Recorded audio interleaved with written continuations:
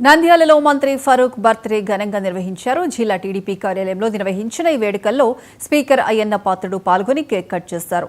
ఎన్టీఆర్ ఆశీస్సులతో తామిద్దరం ఒకేసారి రాజకీయాల్లోకి వచ్చినట్లు స్పీకర్ గుర్తు చేసుకున్నారు.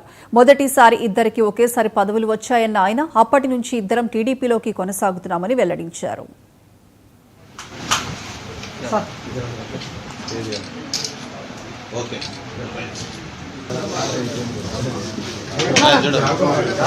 అన్న కృపాకరణ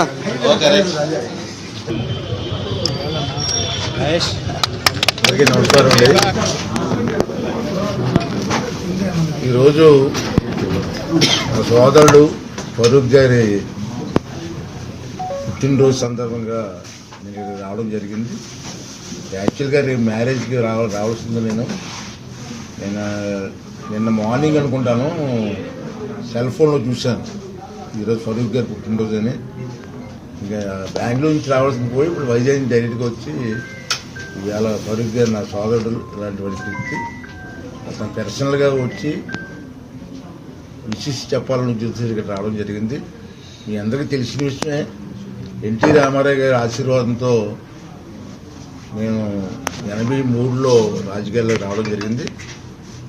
మరి ఆ దేవుడి ఆశీర్వాదం ఏంటో మమ్మల్ని ఇద్దరిని ఎలక్కాలి కూడా తెలుసు. కానీ ఆ రోజు నుంచి కూడా నేను ఫరూక్ గారికి నాకు పరిచయం. 85లో ఇద్దరు మంత్రులు అయ్యాం.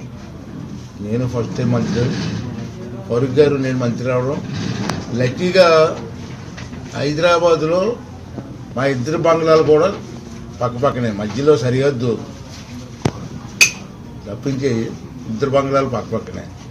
ఆ రోజు నుంచి మా ప్రారంభమైనటువంటి మా అనుబంధం ఇన్ని సంవత్సరాలు కూడా ఒక అన్నదమ్ముల కంటే ఎక్కువగా మేము వస్తూ ఉన్నాం, ప్రయాణిస్తూ ఉన్నాం. మళ్ళీ మొన్న ఎలక్షన్లో ఇద్దరు కలిసి పోటీ చేస్తాం. అతను మంత్రి అయ్యారు, నేను స్పీకర్ అయ్యాను. మళ్ళీ మా భగవంతుడు మళ్ళీ కలిపాడు మా ఇద్దరిని. విజయవాడలో ఇద్దరి ఇప్పుడు మా ఇల్లు పక్కపక్కనే. హైదరాబాద్లో ఏ విధంగా ఉన్నాయో ఇప్పుడు కూడా విజయవాడలో కూడా మేము పక్కపక్కనే ఉన్నాం. ఆ అనుబంధం